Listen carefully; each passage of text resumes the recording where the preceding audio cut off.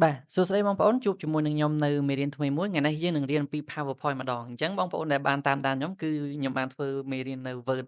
បានចប់ហើយតាំងពីដើមរហូតដល់ចប់អញ្ចឹងបើសិនជាករណីបងប្អូនចង់រៀន Word អាចត្រឡប់ទៅមើលវីដេអូចាស់វិញបានអញ្ចឹងថ្ងៃនេះគឺយើងនឹងរៀនធ្វើ animation មួយនៅក្នុង PowerPoint ពីព្រោះអី PowerPoint គឺខ្ញុំជឿជាក់ថាវាដូចគ្នាជាមួយនឹងWord ដែរប៉ុន្តែយើងចូលមកនេះគឺរៀន animation យកតែម្ដងអញ្ចឹងបងប្អូននៅឃើញដែរអញ្ចឹងការធ្វើ animation នេះគឺធ្វើ animation ឲ្យវាដើរដោយស្វ័យប្រវត្តិបងប្អូនអញ្ចឹង ឥឡូវយើងចូលទៅកាន់ slide ទាំងអស់គ្នាអញ្ចឹងដំបូងយើងត្រូវការ blank slide មួយអញ្ចឹងបើសិនជាបងប្អូនរកមិនឃើញអាចចុចយកពាក្យថា new slide ហើយយកពាក្យថា blank ក៏បានដែរហើយបើសិនជាករណីដែលបងប្អូនត្រូវការ grid ដូចខ្ញុំបងប្អូនអាចចូល view ហើយចុចពាក្យថា grid line ហ្នឹងដើម្បីអីការប្រើប្រាស់ grid line គឺដើម្បីយើងអាចងាយស្រួលក្នុងការ design នៅ detail ផ្សេងៗពីព្រោះយើងមានបន្ទាត់ជំនួយក្នុងការដែលកត់សម្គាល់ក៏ដូចជាចំណាំនៅការដាក់ដូចជាការគូររបស់យើងអញ្ចឹងចំណុចបន្ទាប់ទៀតគឺយើងចាប់ផ្ដើមដាក់រូបភាពចូលអញ្ចឹងយើងចុច insert picture ហើយ this device អញ្ចឹងដោយសារតែរូបភាពខ្ញុំបាន download ហើយអញ្ចឹងបងប្អូនអាចដាក់រូបភាពណាក៏បានដែរអញ្ចឹងខ្ញុំដាក់រូបភាពនឹងដដែលមករូបភាពដែលខ្ញុំបានបង្ហាញពីមុនមកហ្នឹងបាទអញ្ចឹងយើងដាក់រូបភាពនឹងមកហើយសម្រាប់ version ថ្មីបងប្អូនឃើញវាមាន design ស្រេចមកឲ្យបងប្អូននៅខាងស្ដាំដៃរបស់យើងអញ្ចឹងបងប្អូនអាចជ្រើសរើសយក design ពីកន្លែងហ្នឹងមកក៏បានដែរអញ្ចឹងករណីនេះគឺខ្ញុំប្រើប្រាស់ design នៅលើនឹងសាច់អញ្ចឹង design មួយនេះដែលខ្ញុំចុចហ្នឹងគឺវាមើលទៅដូចស្អាតម្យ៉ាងដែរអញ្ចឹងខ្ញុំយក design មួយនេះចុះដើម្បីនឹងធ្វើការបន្តទៀត បាទអញ្ចឹងបន្ទាប់មកទៀតគឺយើងត្រូវគូររូបអញ្ចឹងដើម្បីគូររូបនឹងបានបងប្អូនត្រូវចុចចូលទៅក្នុង insert បាទហើយបន្ទាប់មកទៀត shape កន្លែងនេះគឺយើងយក curve ដើម្បីយកមកគូរបងប្អូនអាចយកline ក៏បានដែរតែ line ពិបាកគ្រប់គ្រងជាង curve អញ្ចឹង curve វាមានភាពងាយស្រួលជាងអញ្ចឹងយើងគូររូបផ្ទៃខាងក្រោយមុនអាផ្ទៃពណ៌ខៀវហ្នឹងណាអញ្ចឹងយើងគូររូបផ្ទៃខាងក្រោយមុនដើម្បីងាយស្រួលអញ្ចឹងបងប្អូនចាប់ផ្ដើមគូរតាមខ្ញុំដូចគ្នាអញ្ចឹងយើងយក curve មកមិញដោយសារខ្ញុំចុចទៅ slide ទី1អញ្ចឹងវាដាច់វិញអញ្ចឹងការប្រើប្រាស់ curve គឺយើងត្រូវប្រើប្រាស់អញ្ចេះបងប្អូនចាប់ផ្ដើមពីចំណុចណាមួយហើយចុចវាមកប៉ក់ឲ្យជាប់ទៅកុំចុចមកជាប់ទេចុចតែមកប៉ក់ទៅហើយបងប្អូនទាញទៅមកយើងទាញទៅណាក៏បានដែរអញ្ចឹងកន្លែងនេះគឺមិនមែនចុចជាប់ទេករណីតែចុចជាប់គឺវានឹងចេញផ្សេងអត់ស្អាតទេអញ្ចឹងយើងចុចមកប៉ក់ហើយកន្លែងណាយើងចង់បានទៀតយើងចុចមកប៉ក់ទៀតហើយយើងទាញវាទៅអញ្ចឹងវាទើបវាចាប់ផ្ដើមកោងទៅតាមអ្វីដែលយើងកំណត់ទីតាំងមួយអញ្ចឹងមិនមែនចុចជាប់ទេណាបងប្អូនបញ្ជាក់ម្ដងទៀតអញ្ចឹងខ្ញុំគូអូខេអញ្ចឹងខ្ញុំគិតថាកម្ពស់ប៉ុណ្ណឹងស្អាតហើយយើងពត់វាបានមួយជុំបើមិនអញ្ចឹងទេវាចេញតែបន្ទាត់ទេបងប្អូនអញ្ចឹងយើងពត់វាដូចខ្ញុំអញ្ចឹងមកអញ្ចឹងនៅពេលដែលដល់ចំណុចបន្សប់វាបាទវានឹង load highlight មកថាហ្នឹងដល់ចំណុចបន្សប់វាហើយអូខេអញ្ចឹងបន្ទាប់ពីយើងគូររួចហើយពេលខ្លះបងប្អូនគិតថាយើងអត់យើងទើសចិត្តឬចង់កែចំណុចណាបងប្អូនអាចមកស្ដាំលើវាយកពាក្យថា edit point មិញហ្នឹងហើយយើងអាចបន្ថែមឬក៏បន្ថយចំណុចដែលយើងគូរបានអញ្ចឹងបងប្អូនកន្លែងឃើញចំណុចខ្មៅមួយហ្នឹងគឺជាកន្លែងដែលខ្ញុំចុចមួយដើម្បីកំណត់យកទីតាំងរបស់វាអញ្ចឹងយើងមិនមែនចុចជាប់ទេតែកាលណាចុចជាប់វាចេញចំណុចច្រើនមែនទែនអញ្ចឹងបងប្អូនមើលមកឃើញយើង preview មកបានប៉ុណ្ណឹងអាផ្ទៃខាងក្រៅបងប្អូនកុំខ្វល់អីពីព្រោះវាមិនចេញមកទេអញ្ចឹងកន្លែងនេះយើងអត់ត្រូវការបន្ទាត់ស៊ុំខាងក្រៅហ្នឹងទេអញ្ចឹងបងប្អូនអាចអ្នកមើលរូបភាពពីដើមរបស់យើងគឺអត់មានបន្ទាត់ស៊ុំខាងក្រៅហ្នឹងទេអញ្ចឹងដើម្បីដកវាចេញបានយើងចុចលើវាមួយបាទចុចលើវាមួយរួចមកបន្តទៀតយើងចូល shape format បើសិនយើងអត់ចុចលើវាទេ shape format នឹងអត់ចេញមកទេអញ្ចឹងកន្លែងនេះគឺ save outline អញ្ចឹងយើងយក no outline អញ្ចឹងយើងដោះចេញមកបានបាទអញ្ចឹងបានរូបមួយហើយបន្តមកទៀតយើងត្រូវការរូបខាងក្នុងអញ្ចឹងបងប្អូនអាចចាប់ផ្ដើមគូររូបខាងក្នុងមកបាទអញ្ចឹងដូចគ្នា insert shape ហើយ curve អញ្ចឹងខាងនេះរូបមួយនេះគឺយើងគូរខាងក្នុងហើយរាងទូចជាងរូបខាងក្រៅអញ្ចឹងយើងចាប់ផ្ដើមគូរទៅតាមអ្វីដែលបងប្អូនចង់បានមកមិនចាំបាច់តែដូចខ្ញុំទេអញ្ចឹងខ្ញុំតាមតាមដានរបស់វាបន្តិចដែរហើយបន្តមកទៀតយើងដល់បាទអញ្ចឹងបន្ទាប់ពីយើងពត់វាបានមួយជុំមកវានឹងចេញ highlight ដូចគ្នាបាទអញ្ចឹងយើងបាន highlight ហើយអញ្ចឹងកន្លែងនេះគឺយើងអត់ត្រូវការ outline ដូចគ្នាដែរអញ្ចឹងយើងចុចយក shape outline កន្លែងនេះបាទអញ្ចឹងយើងចុចយក save outline ហើយយក no outline អញ្ចឹងយើងដក outline ចេញហើយប្ដូរពណ៌វាមកអញ្ចឹងកន្លែងនេះគឺខ្ញុំយកពណ៌វាអូខេអញ្ចឹងពណ៌នេះគឺថាដូចជាបាទ contrast វាស្អាតដែរអញ្ចឹងយកពណ៌មួយនេះចុះបាទអញ្ចឹងឥឡូវយើងបានរូបហើយអញ្ចឹងចំណុចបន្ទាប់ទៀតដែលយើងត្រូវធ្វើគឺយើងត្រូវការគូរបន្ទាត់ហ្នឹងអញ្ចឹងយើងគូរបន្ទាត់មុនណាបងប្អូនប្រយ័ត្នច្រឡំអត់ដឹងថាយើងត្រូវធ្វើអីបន្ទាប់ទៀតអញ្ចឹងយើងគូរបន្ទាត់មុនអញ្ចឹងបន្ទាត់ក៏យើងចូលដូចគ្នាដែរ insert ហើយយើងចូលទៅក្នុង shape ដើម្បីគូរបន្ទាត់ហ្នឹងហើយយើងយក curve ដូចគ្នាបាទអញ្ចឹង curve គឺយើងងាយស្រួលអញ្ចឹងសម្រាប់ការគូរបន្ទាត់គឺមានលក្ខណៈខុសពីគូររូបបន្តិចបាទអញ្ចឹង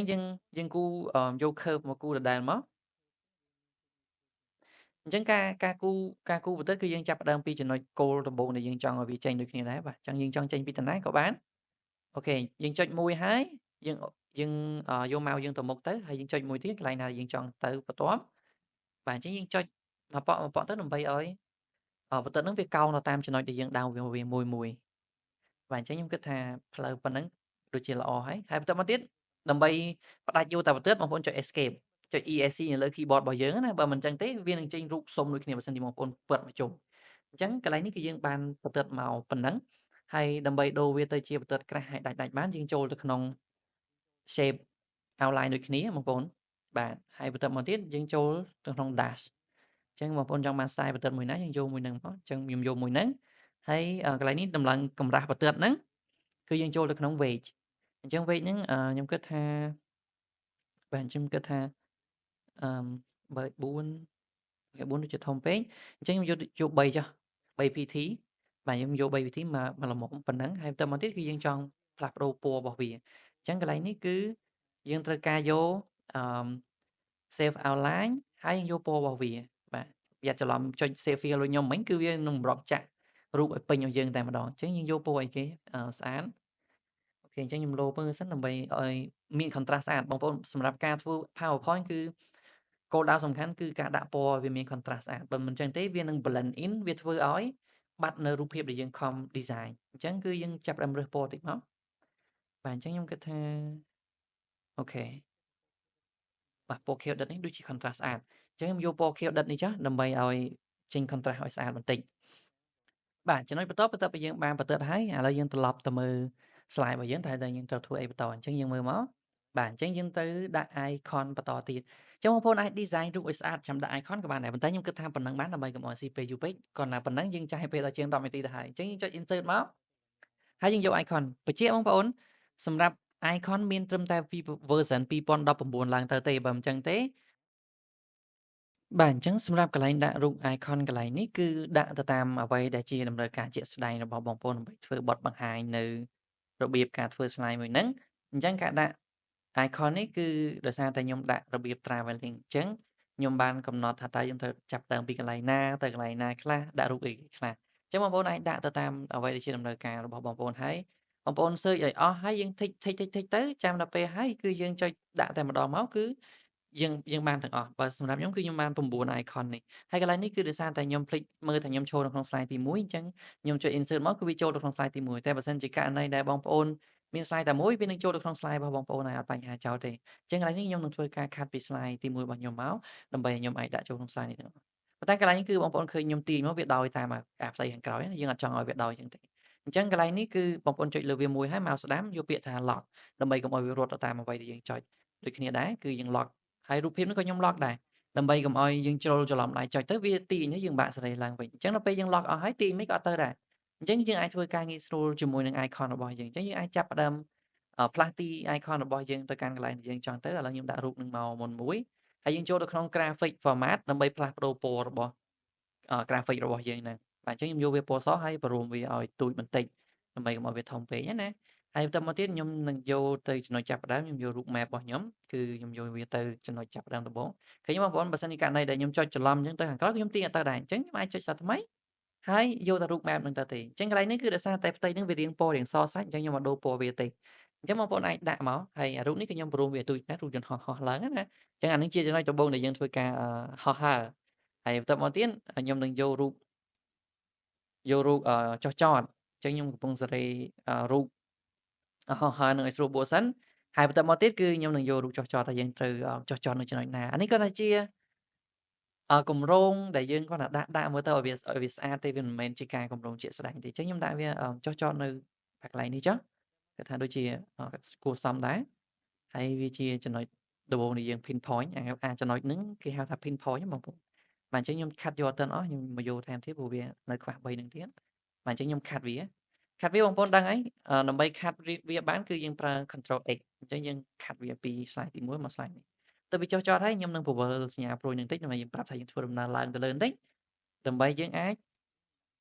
ធ្វើដំណើរទៅដល់ទីតាំងដែលយើងចង់ទៅចំណុចទីតាំងទី1របស់យើងបាទអញ្ចឹងកន្លែងខ្ញុំដោននេះគឺជាចំណុចទីតាំងទី1ដែលយើងធ្វើដំណើរបន្តទៀតបន្ទាប់ពីយើងបានចុះចតហើយបាទអញ្ចឹងព្រមវាឲ្យទូចតិចមកហើយយើងសេរីវាឲ្យស្អាតបាទបន្តមកទៀតទីតាំងទី1ធ្វើអីគេគឺខ្ញុំទៅ skating អញ្ចឹងខ្ញុំដាក់រូប skating មក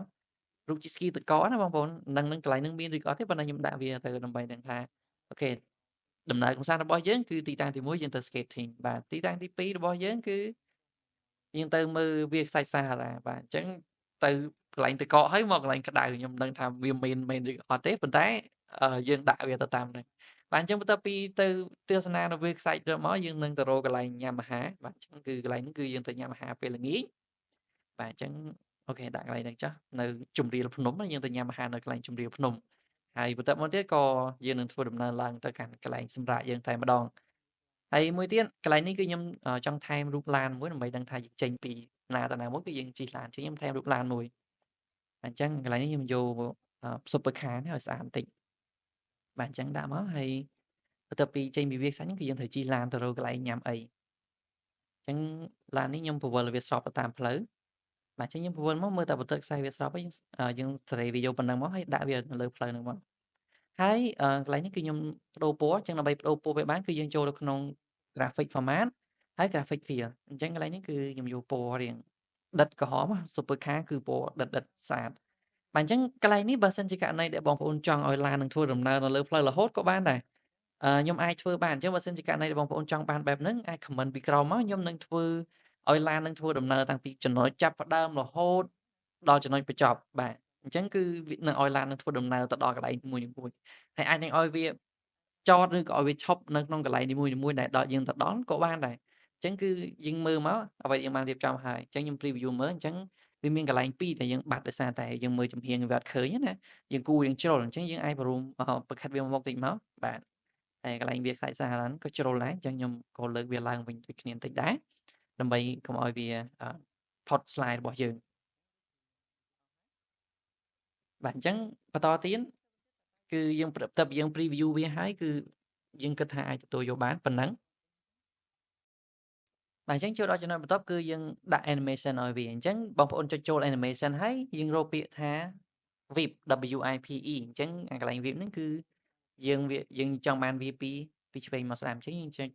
from left អញ្ចឹងកន្លែង effect option ហ្នឹងគឺយក from left ហើយកន្លែងនេះគឺ duration វាគឺខ្ញុំតម្លើងវាទៅ2វិនាទីសាកមើលសិនតើល្មមដែរឬអត់អញ្ចឹងយើងចុច preview វាសាកមើលមកកន្លែងនេះគឺយើងបើក animation pane មកដើម្បីយើងអាចចុច preview វាបានអញ្ចឹងយើង play form មកយើងឃើញថាអូខេវាលឿនពេក2វិនាទីនេះអញ្ចឹងកន្លែងនេះគឺខ្ញុំតម្លើងវារហូតដល់5វិនាទីអញ្ចឹងយើង play សាកមើលមកអូខេអញ្ចឹង5វិនាទីខ្ញុំគិតថាដូចជាល្មមអញ្ចឹងបន្ទាប់មកទៀតគឺយើងត្រូវដាក់ animation ឲ្យ icon របស់យើងបើសិនយើង preview មកកន្លែងនេះគឺ icon របស់យើងចេញមកទាំងអស់តែយើងអត់ចង់បានអញ្ចឹងទេយើងចង់បានឲ្យវាចេញមកតាមលំដាប់លំដោយរបស់វាមួយៗដូចគ្នាដែរអញ្ចឹងកន្លែងនេះគឺយើងចាប់ផ្ដើមដាក់ animation ឲ្យ icon របស់យើងអញ្ចឹងicon ដំបូងនេះគឺវាមាន2អញ្ចឹងយើងចុចវាចូលគ្នាទាំងពីរអញ្ចឹងដើម្បីចុចចូលគ្នាទាំងពីរបានយើងត្រូវចុចលើវាមួយហើយបាទចុចឲ្យជាប់ចុច control ឲ្យជាប់យើងចុចលើមួយទៀតយើងបានទាំងពីរអញ្ចឹងកន្លែងនេះគឺយើងដាក់ animation ឲ្យវាគឺ appear ធម្មតាទេអត់មាន animation អីប្លែកដែលយើងត្រូវគិតច្រើននៅកន្លែងនេះនេះអញ្ចឹងយើងដាក់តា appear ឲ្យវាមកហើយកន្លែង animation pane ហ្នឹងគឺបងប្អូនត្រូវដូរវាទាំងពីរ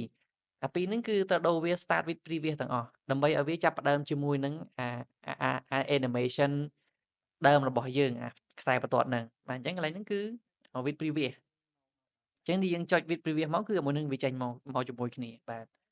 ហើយបន្តមកទៀតទី2ដាក់ appear ដូចគ្នាប៉ុន្តែកន្លែងនេះយើងមើលកន្លែងយើងដាក់start with previous ហើយកន្លែង delay ពាក្យថា delay ហ្នឹងមានន័យថាពន្យាពេលក្នុងការដែលចេញអញ្ចឹងយើងពន្យាពេលវាប្រមាណអញ្ចឹងកន្លែងនេះគឺយើងពន្យាពេលវាបន្តិចមកខ្ញុំយកប្រហែលជា5សឺកុងដំបូងមកឲ្យវាចេញមកអញ្ចឹងគឺវា delay រយៈពេល5សឺកុងបានវាចេញមកបន្ទាប់ទៀតអញ្ចឹងដំបូងគឺភ្លាមៗវាចេញភ្លាមicon ទី2គឺវា delay ប្រហែលជា5សឺកុងហើយបន្ទាប់មកទៀតទី3 icon ទី3គឺយើងដាក់ start with previous ដូចគ្នាបងប្អូនកុំភ្លេចណាតែកាលណាយើងភ្លេច start with previous គឺវាអត់ចេញមកទេអញ្ចឹងកន្លែងនេះគឺខ្ញុំភ្លេចstart with previous អញ្ចឹងខ្ញុំដាក់ទៅគឺវាធ្វើឲ្យ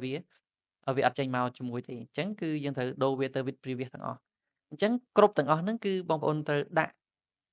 animation ឲ្យវាយក appear ឬក៏បងប្អូនចង់ animation ឲ្យស្អាតជាងហ្នឹងក៏បានអត់បញ្ហាចោលទេអញ្ចឹងយើងដាក់ animation appear ឲ្យវាហើយ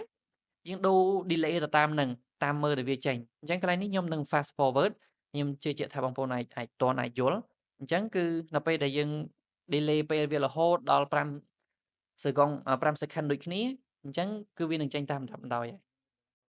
បាទអញ្ចឹងខ្ញុំដាក់ឲ្យអស់ហើយនេះជាលទ្ធផលអញ្ចឹងខ្ញុំចុចតែមួយមកគឺវាចេញមកទាំងអស់ អញ្ចឹងបើសិនជាបងប្អូនចង់បាន animation ឲ្យវាស្អាតជាងនឹងបងប្អូនអាចលេងឲ្យស្អាតជាងនឹងក៏បានដែរដោយសារតែ icon ទាំងអស់គឺខ្ញុំគ្រាន់តែដាក់ appear ទេជា animation ធម្មតាមួយអញ្ចឹងបើសិនជាករណីដែលបងប្អូនចង់ដាក់វាស្អាតជាងហ្នឹងបងប្អូនអាចដាក់បានអញ្ចឹងការងាររបស់យើងគឺមានតែប៉ុណ្្នឹងឯងហើយបើសិនជាបងប្អូនមានចម្ងល់អីអាច comment ខាងក្រោមមកហើយខ្ញុំនឹងព្យាយាមឆ្លើយទៅរកគ្រប់ទាំងcomment ឬក៏ជាចម្ងល់របស់បងប្អូនហើយមួយទៀតកុំភ្លេចយើងនឹងជួបគ្នានៅវីដេអូក្រោយទៀតអរគុណជម្រាបលា